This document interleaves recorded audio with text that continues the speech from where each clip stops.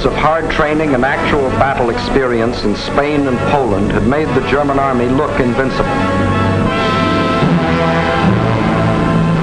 But what about the British and French? First, let's take up the British. They started from scratch, but both at home and abroad an army was growing. For not only Britain had declared war, Canada, Australia, New Zealand, South Africa, the whole British Commonwealth of Nations was also determined on victory over Hitlerism and all it stands for. And Britain had one weapon that was ready, the Royal Navy. Shortly after war was declared, it had swept German shipping from the high seas.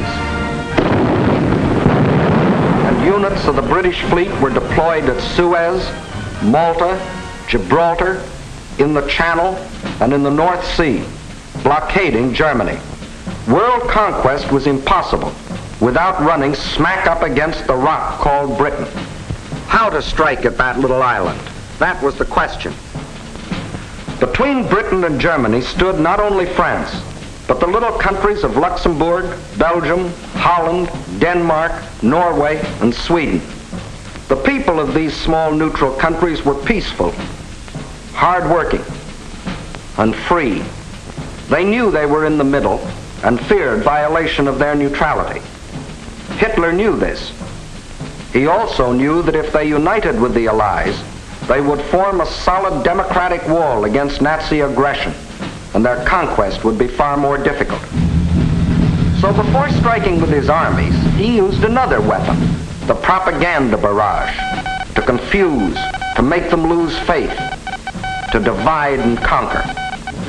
To lull the fears of the little neutrals, propaganda minister Goebbels told them Germany didn't want a war at all.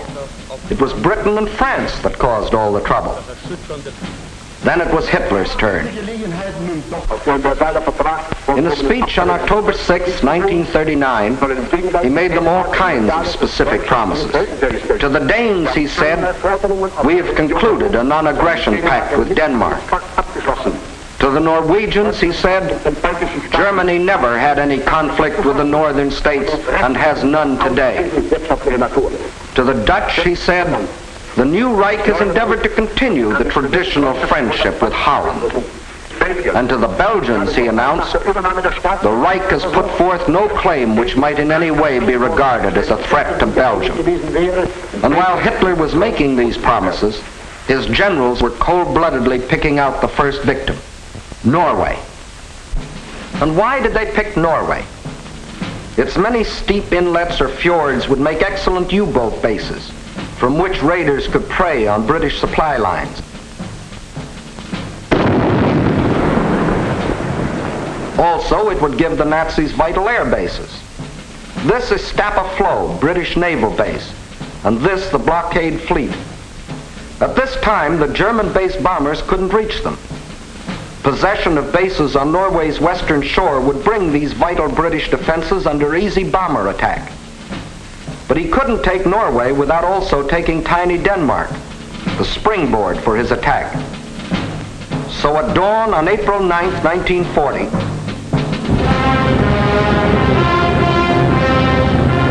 the German army rolled across the neutral borders of Little Denmark, and in a matter of hours it occupied the entire country. By nightfall, Denmark is erased as a nation, and the Danes go into slavery. Although only 6 months before, Hitler had announced, "We have concluded a non-aggression pact with Denmark. The Danes will not forget."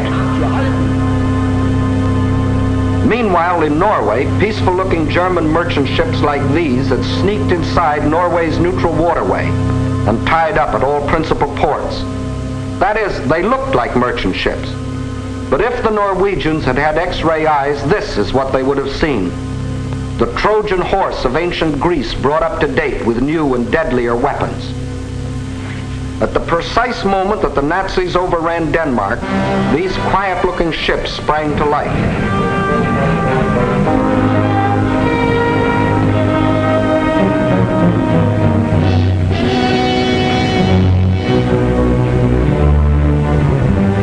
At the same time, Nazi warships, discovered along the entire coastline, started steaming up the Norwegian fjords. Ships, transports, tanks, men, planes, all flung themselves simultaneously upon a defenseless country. Airborne infantry seized every strategic Norwegian airport. The whole job was made easier by treacherous fifth columnists, led by Major Quisling, who seized power and issued orders to suppress resistance. Nazi warships steamed past silent guns that could have blasted them out of the water. This was one of the most amazing acts of treachery the world has ever known. It brought Major Quisling international fame, making his very name synonymous with the word traitor.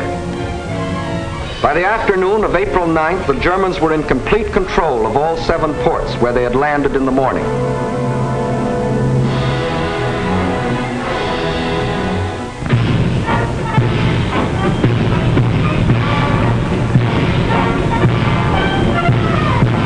For the first time in more than 200 years, the people of Norway saw an invading army parading through their cities. Many of these Nazi soldiers, strutting as conquerors in 1940, had last seen Norway some 20 years earlier, when as refugee German children they had been raised and cared for by kind Norwegians. Now these same Germans were back to repay that kindness with terror and destruction. Once they had occupied the capital, the Nazis quickly fanned out in all directions. But loyal Norwegian troops stopped one German column between Hamar and Elvera.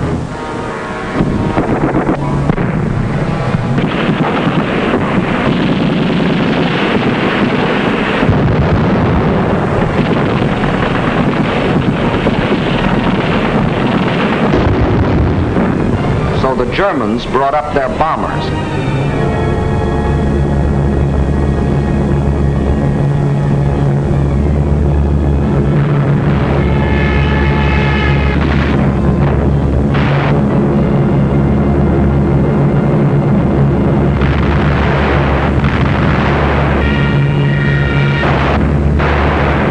Norwegians were forced to flee to the north under constant and unopposed air attack.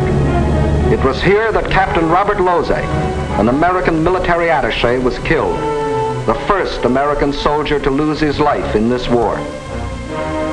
Meanwhile, the Nazis had spread all over the country. Small patrols occupied every strategic village. Parachute troops landed high in the mountains.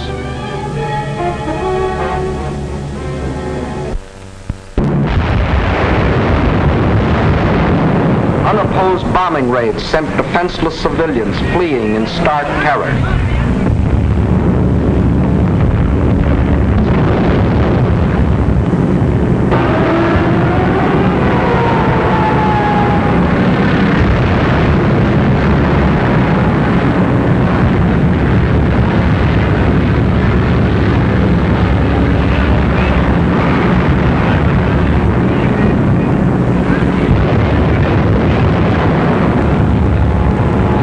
They hadn't wanted war. They had done everything to avoid it. Hoping they could escape the Nazi scourge, they had compromised and tragically failed to unite with the other democracies. And now they faced the scourge defenseless and alone. For before the Allies could come to their aid, the Germans were in control of all principal ports. Regardless of this, British, French, and Polish contingents plunged in and made several landings along the Norwegian coast. They landed forces north and south of Trondheim and attempted an encircling movement on the city under constant, heavy, and almost entirely unopposed air attack.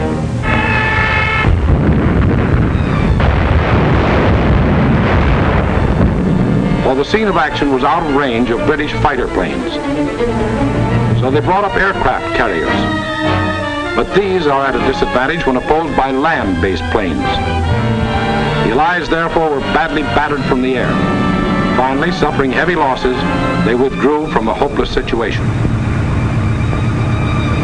Further to the north, at Narvik, they met with better success, inflicting heavy naval losses on the Nazis.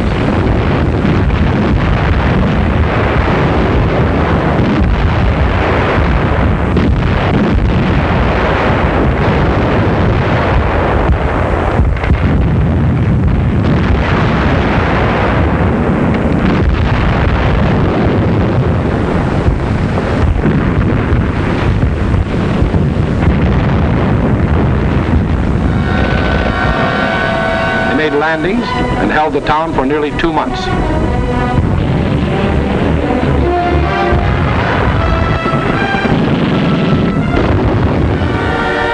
Incidentally, they also took their first prisoners of the present war.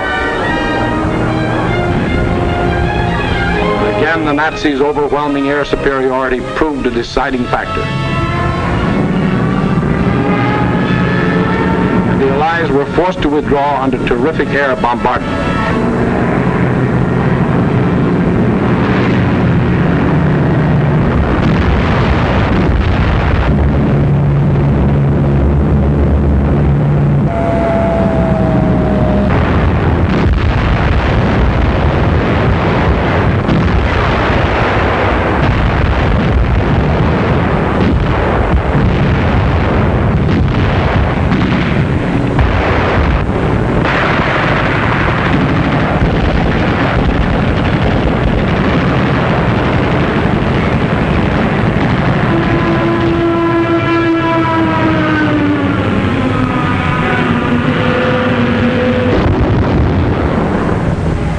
Loyal Norwegians were left with their Quislings, their ruins, their dead, even though 6 months before Hitler had said, Germany never had any conflict with the northern states and has none today. The Norwegians will not forget. And Hitler had another victory. He had hijacked 2 more countries. The world wondered and sometimes marveled at this man's efficiency. Gangster Dillinger was efficient too.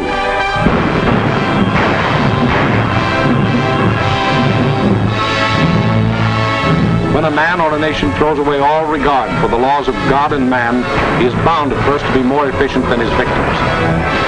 Society had a police force to deal with Gangster Dillinger, but it had no police force to deal with Gangster Hitler. So he clubbed Norway into submission and got what he wanted, bases for use against Britain. Now he had the northern claw of an enormous pincer movement. A drive through France would give him the southern claw. Blockade by U-boats coupled with mass bombing attacks would weaken the British for final invasion. Then, with Britain gone, Germany could reach out in all directions for world conquest.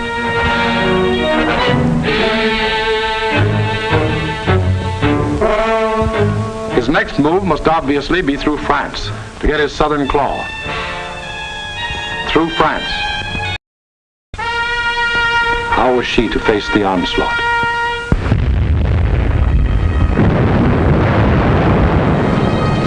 These scenes are ancient history. They occurred in 1914. The German armies, without warning, had smashed across neutral Belgium, invaded France, reached the River Marne only a few miles from Paris. Out of the French capital poured the French reserves, riding out to battle the enemy in every vehicle that could move. The famous taxicab army. Note well, it was riding out to battle. In the center of the French line stood the 9th French Army, commanded by a then comparatively unknown general. On September 5th, 1914, he is reputed to have said, "My right is driven in. My center is giving way. The situation is excellent. I attack."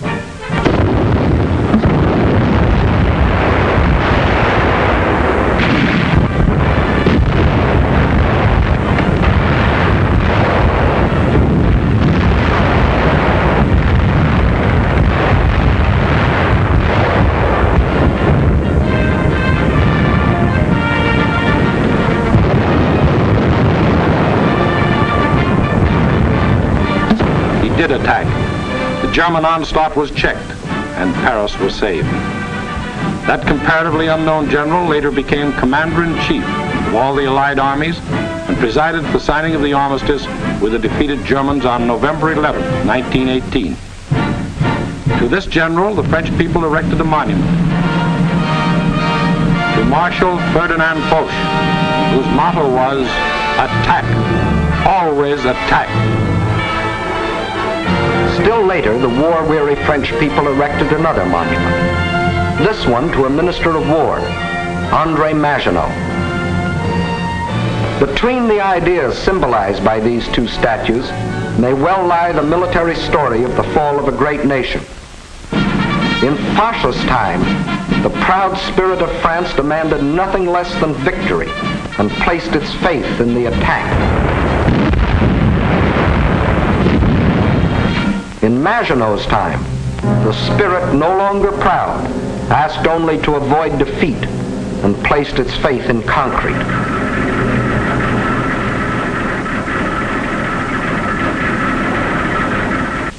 So the French built the mighty chain of fortresses called the Maginot Line. These tremendous bastions were built deep into the French land. They were connected by underground passages and railways, guarding France's eastern borders facing Germany. And when France was finally forced to declare war against the rising Nazi menace, the French troops, instead of attacking, were marched into their modern caves to wait for the Nazi blitz to smash itself against the Maginot Line. And their generals, headed by Marshal Pétain, proudly announced, "Whoever makes the first move in this war will be hurt." But Hitler didn't go near the Maginot Line. That was France's strong point. Instead, he attacked the weak point. Hitler knew that the French had tried to avoid war instead of preparing for it. That knowledge was one of his greatest weapons. He knew they had planes, but he knew they were antiquated. He knew they had tanks, but he knew they were few in number and lightly armored. But most important of all, he knew that France had become a cynical and disillusioned nation. What made this change in the French spirit? In the first place, between 1914 and 1918, the French suffered more than 6 million casualties in the heroic defense of their land against German invasion. The flower of an entire generation was lost, with its stimulus of new blood, new determination, new ideals. Secondly, the failure of the League of Nations, to which the French had pinned their hopes of peace, the corruption of many in high places, the greed of special interests, all had combined to shake the faith of the French people in their democratic ideals. And when a people loses its faith in its own ideals, it is ripe for the insidious words of the devil. France still looked like an imposing castle, but Hitler's political termites had so gnawed away the binding of national unity that the castle was ready to crumble.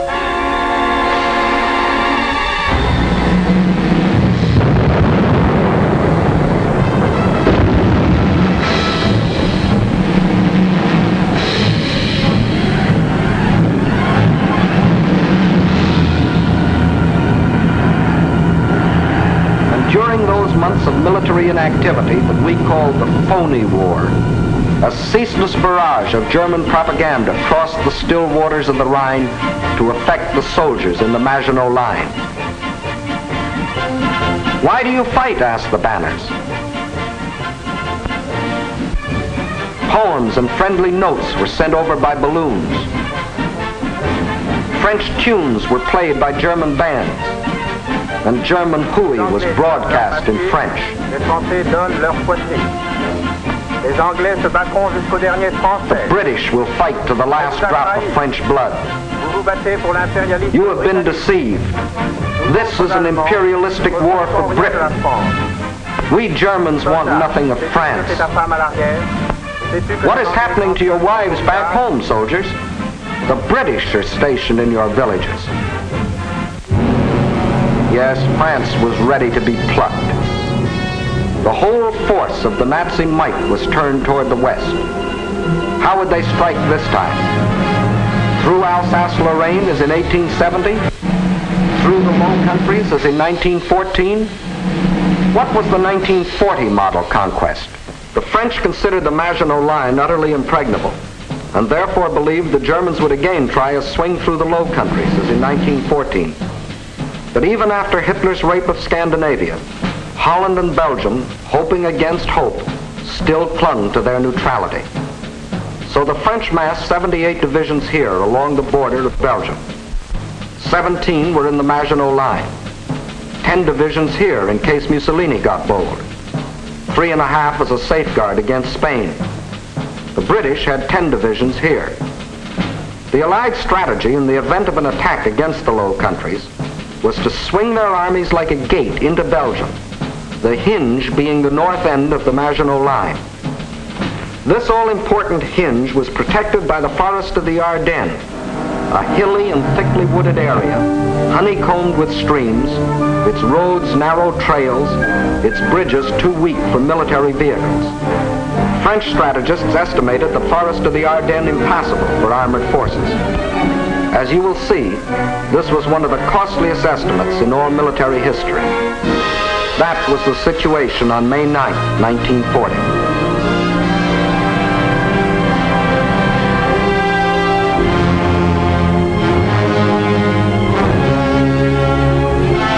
The hour of trial had come.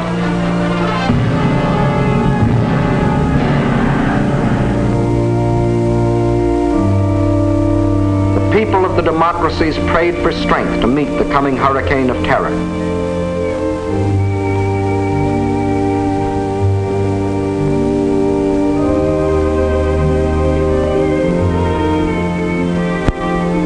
While across the Rhine, Jugend ist uns verschrieben und verfallen mit neuem.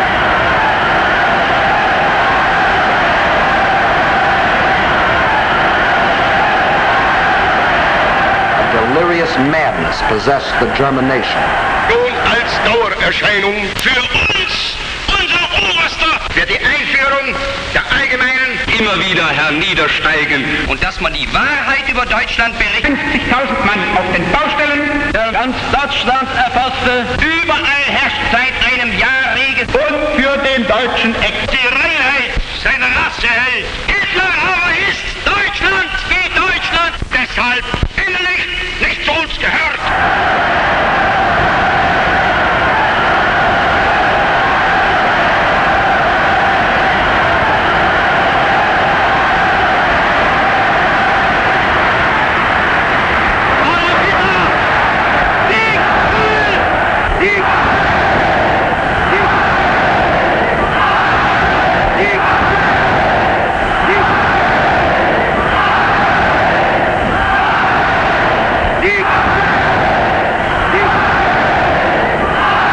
Der Tag had come.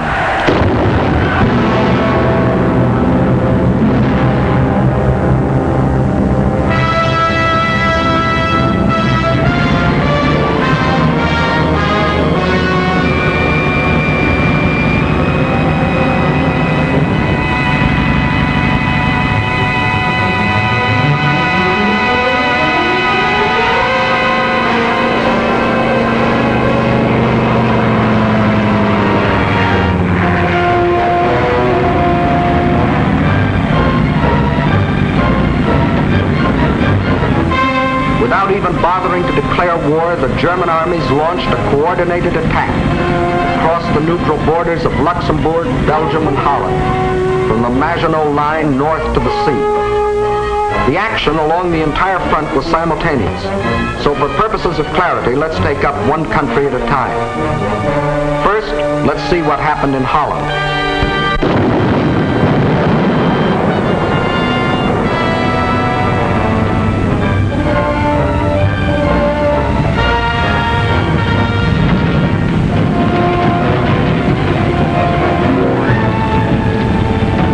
Nazi ground forces smashed through the improvised and hastily erected border defenses. But the main attack was to come from the air, far behind the defense lines.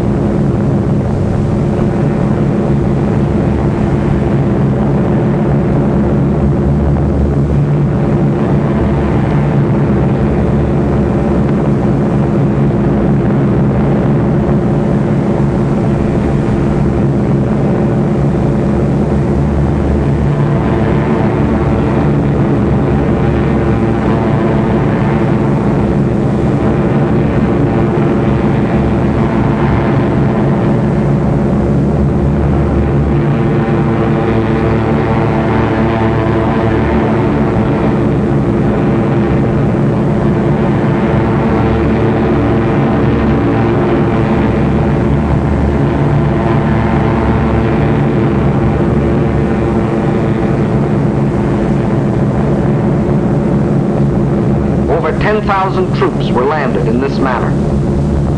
Before the stunned citizens of Rotterdam even knew they were at war, these troops, aided by well-trained fifth columnists, quickly captured the airport and outlying sections of the city.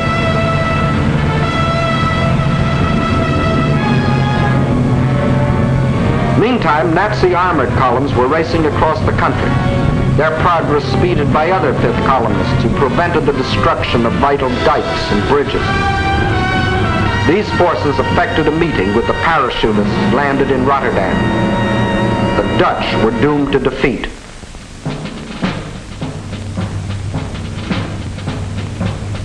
On the fourth day of the invasion, the Nazis gave the Dutch general an ultimatum. All Dutch resistance must cease, or Rotterdam will be bombed flat.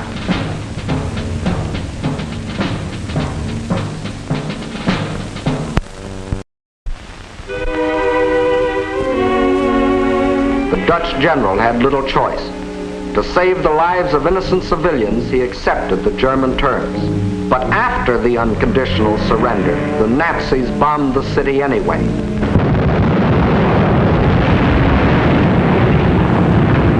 Flights of unopposed German bombers flew low over the center of Rotterdam and methodically bombed it into a heap of rubble.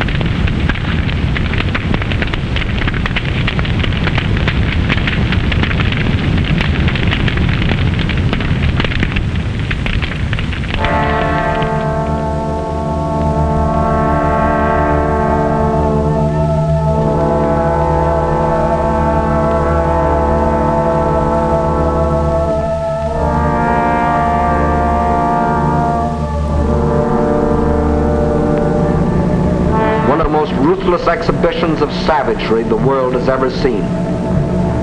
Over 30,000 men, women, and children were killed in the space of 90 minutes. Though only 6 months before Hitler had said, "The new Reich has endeavored to continue the traditional friendship with Holland. The Dutch will not forget." Meantime, in Belgium, the whole force of Nazi blitzkrieg had stormed across its neutral borders.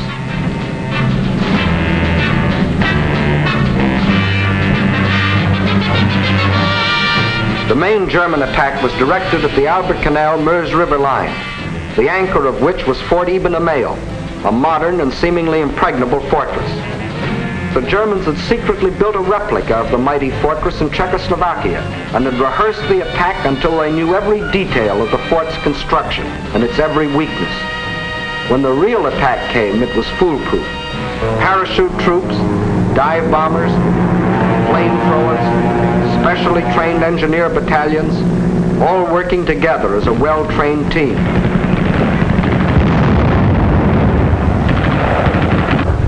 They knew exactly where to cross the river.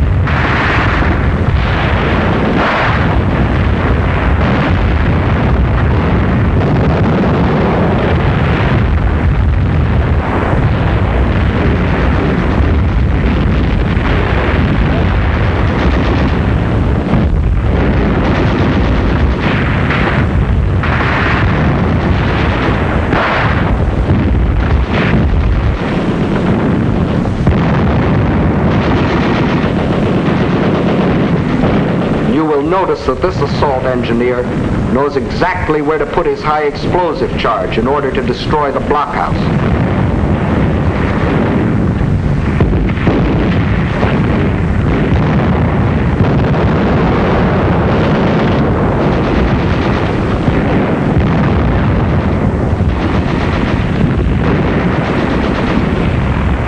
Fort Eben-Emael withstood the Nazi attack exactly 2 days, and the German armies rolled on.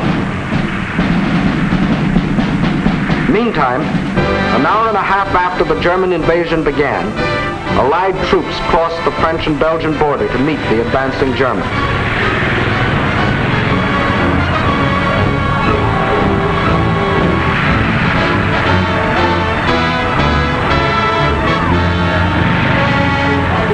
As they raced across Belgium to take up their defense positions, they met an obstacle they hadn't counted on.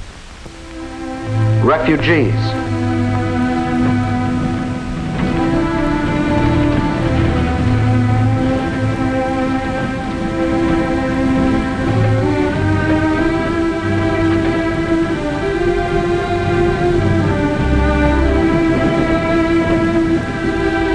And the refugee-choked roads didn't get that way by accident. The Nazis methodically bombed little towns and villages, otherwise devoid of any military value, not so much to kill as to drive the inhabitants out onto the highways. Then, by expert machine gunning, the Nazis would herd them along in terror-stricken flight to hopelessly entangle the advancing Allied armies.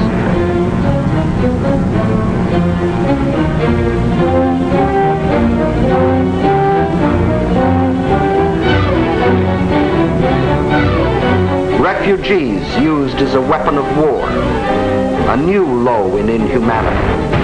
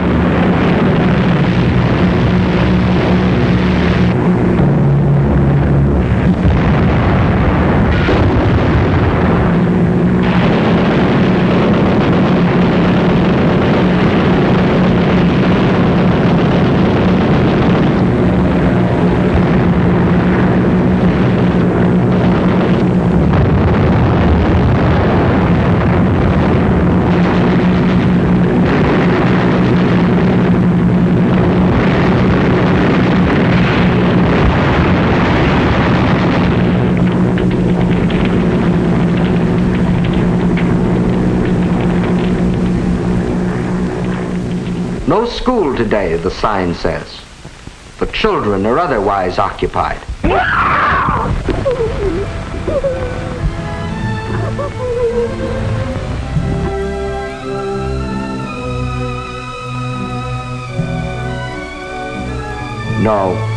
No school today.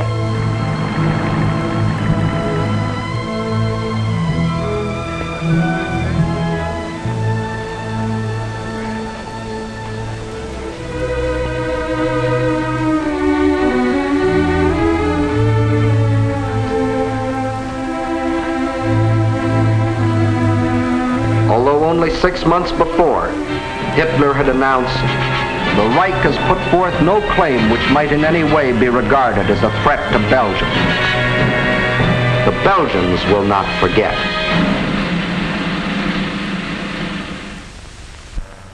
And what about the Allies? They were convinced that the German attack on Belgium and Holland was the main thrust, and according to plan had swung their armies like a gate into Belgium. But the attack on Belgium and Holland was only a feint. The main German attack was to be centered where the Allies least expected it, through the Ardennes forest. For this decisive blow, they had secretly assembled the mightiest striking force the world had ever seen, including 45,000 armored vehicles.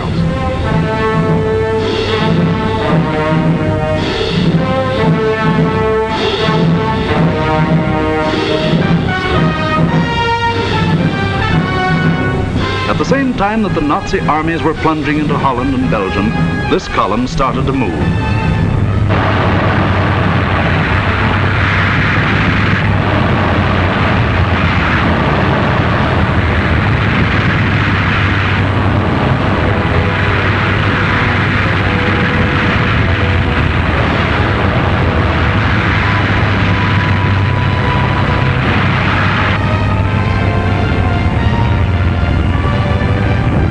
Well-trained engineer battalions went first.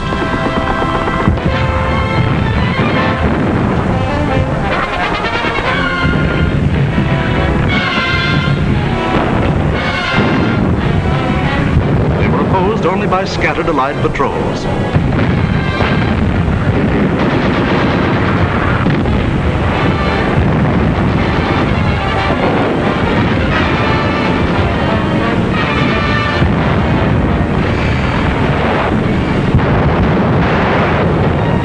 They cleared pathways for the tanks to follow.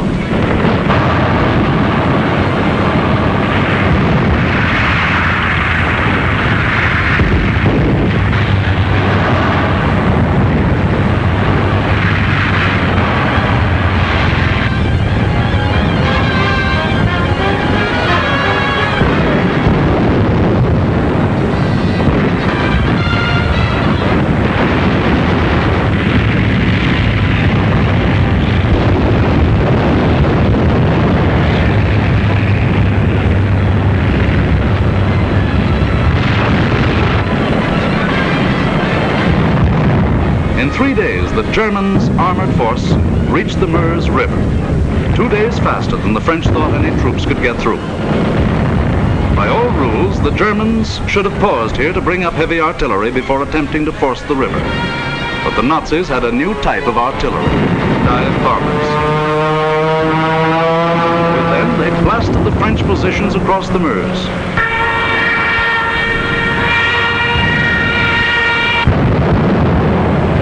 With feverish haste, the Germans laid a barrage across the river with anything and everything that would shoot.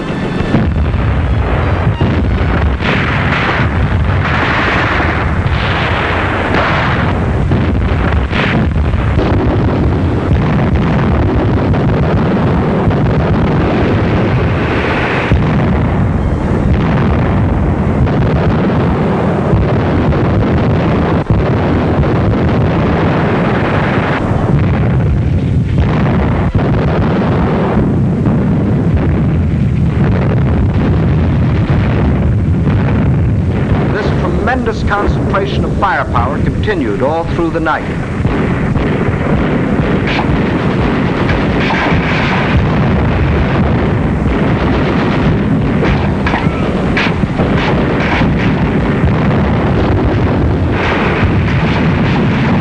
By the following day, shock troops were able to get across the river.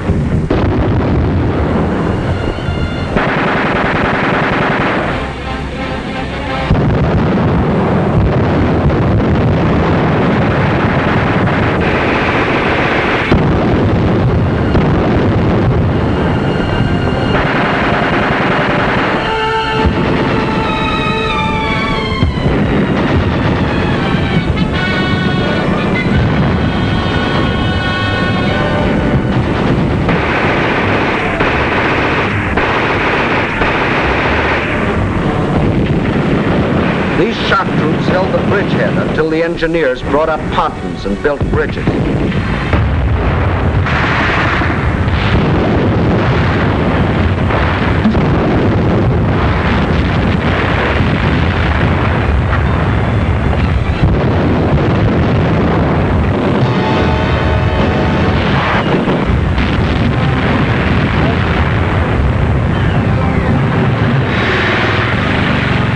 Then, without wasting a moment, across these bridges, the main armored force of the German military machine rolled through to Sedan.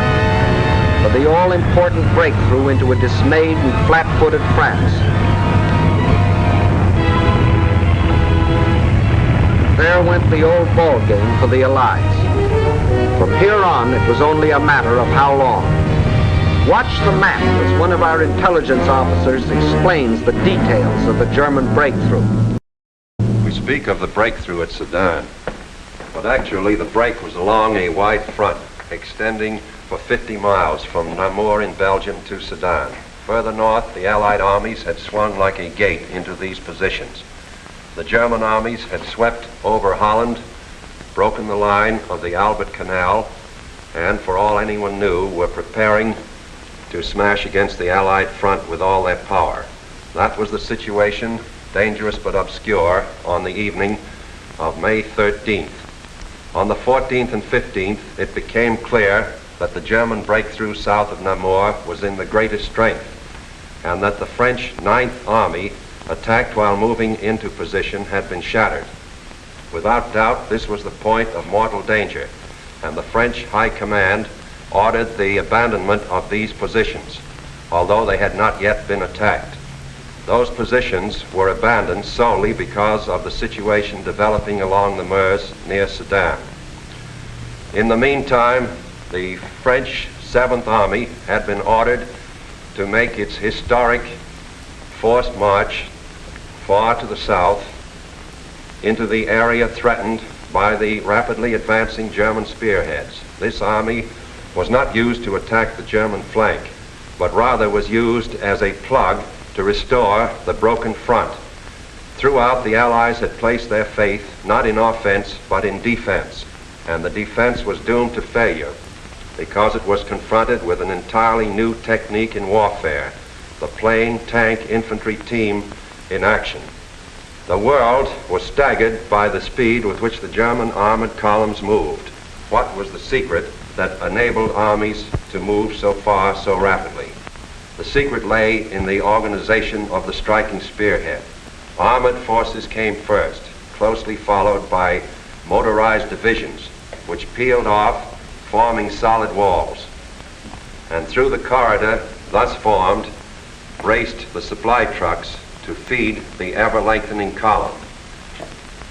It was obvious that if the Allied situation was to be restored, the German column would have to be cut. On May 17th, General de Gaulle attacked the German flank and captured a few prisoners, but his light mechanized forces were like a pin pricking the side of a rhinoceros. A subsequent attack met with even less success. The means for a really successful counterattack against the German corridor simply did not exist. Where numbers of divisions were required, only handfuls of companies and battalions were available. A valiant attempt to cut the German corridor was made by a group of slow-moving British tanks just south of Arras. But lack of sustained striking power doomed this valiant unit to destruction. On May 21st, the German spearhead reached the channel port of Abbeville. Protecting their flank along the Somme, the Germans fanned out to the north and east.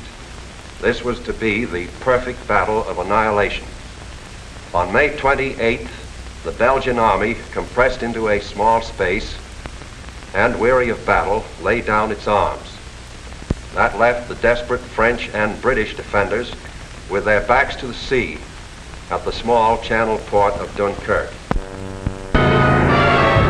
One of the greatest disasters in history seemed in the making. An entire British army faced annihilation. But out of the fog and the mist shrouding the channel came a strange armada of navy craft, fishing boats, pleasure yachts, anything that would float. The seagoing people of Britain had come to rescue their army. High overhead, British fighter planes fought the Luftwaffe to a standstill.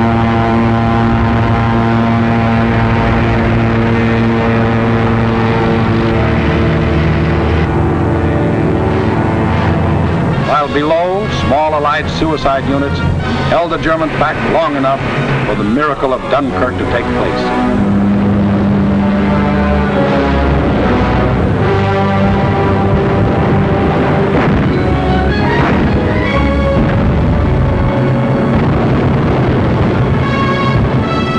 211,500 British troops, plus 112,500 French and Belgian were rescued.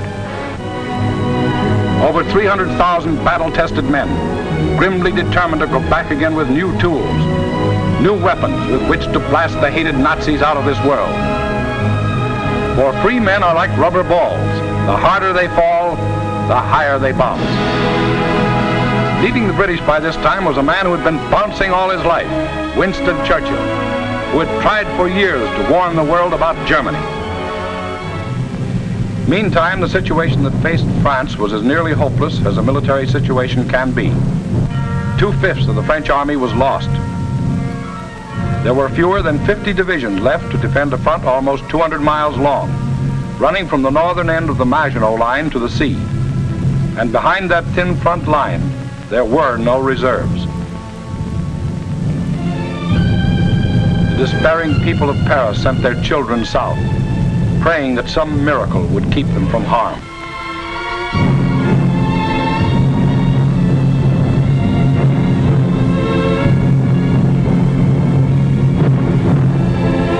The hopeless men of the French army, without adequate arms or equipment, braced themselves for the coming blow. The first blow fell on June 5th. The French resistance was determined, but by June 8th, the left flank army had been shattered and a general withdrawal was ordered to the line of the Marne and the Seine. On June 9th, the German main attack came. Within 2 days, the German armored and motorized divisions roared out into the open terrain. With this breakthrough, the issue of the Battle of France was decided, and from that time on, there was official talk of an armistice. Now, what about the famous Maginot Line? Let's go back and take a look. On June 14th, the Germans launched 2 attacks against the Maginot Line. In both cases, penetrations were effected, but we must remember that this was against fortifications defended by men devoid of hope. In the meantime, Mussolini, now thinking it's safe, sent his divisions racing across the border. The hand that held the dagger has struck it into the back of its neighbor.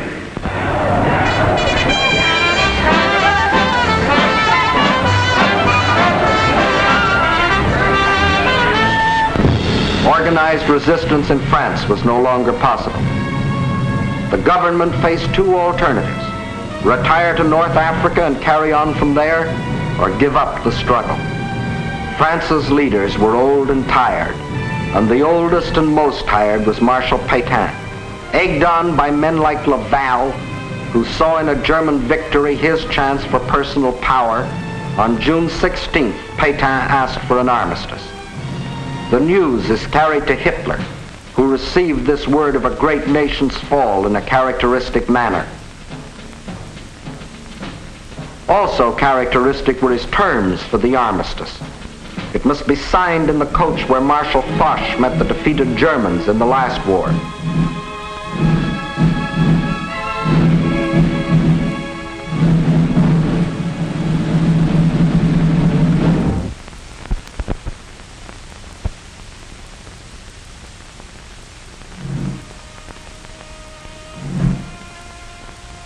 The French delegation arrives to pay the final price of French disunity and the treachery of some of its leaders.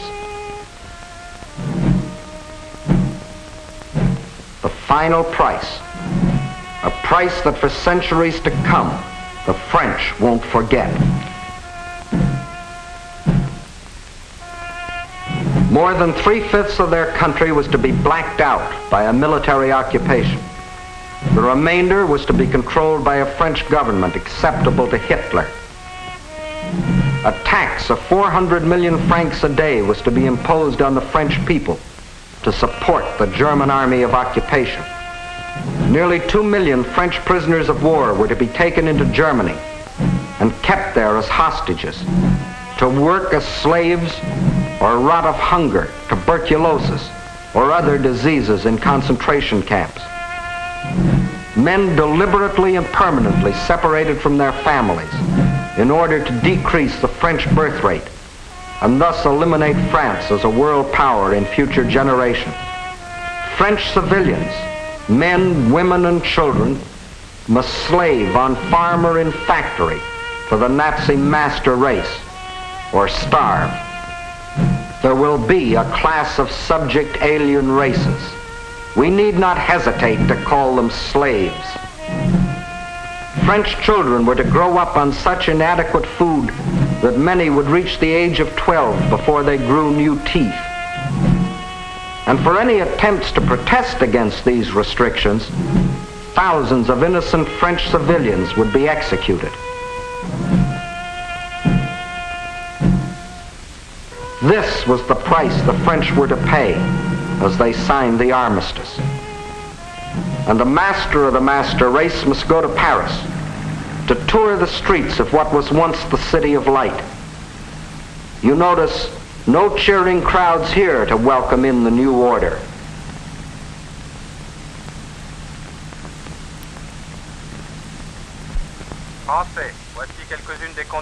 When the people of Paris come to the streets again, it is to hear the voice of dictators, telling them what they must do, how they must live, what they must say, what they must think, telling them how to be slaves. Gone is the Republic of France. Gone is free speech and a free representative government. Gone is liberty, equality, fraternity. These are the French. With their ears they listen, but their minds and their hearts, these are down on the Mediterranean where the battle colors of the regiments are being taken to Africa, out of the Nazi grasp. The people weep as their glory departs, for they don't as yet know that France has hope, a rallying point. Charles de Gaulle, a soldier in the great tradition of Foch, is not surrendering. He will continue to fight, gathering about him loyal Frenchmen from all over the world to become the Free French Army, the Fighting French. Yes, the people weep as they watch their colors go, not knowing that 2 years later, those same flags would again be unfurled in North Africa, alongside the Stars and Stripes, alongside the Union Jack. Once more, their leaders, General de Gaulle and the famous General Giraud, stand united in the common cause with the leaders of their allies. Once more, the red, white, and blue of France is raised on high. For out of the ashes of the defeat and the humiliation of France, her soul has been born again.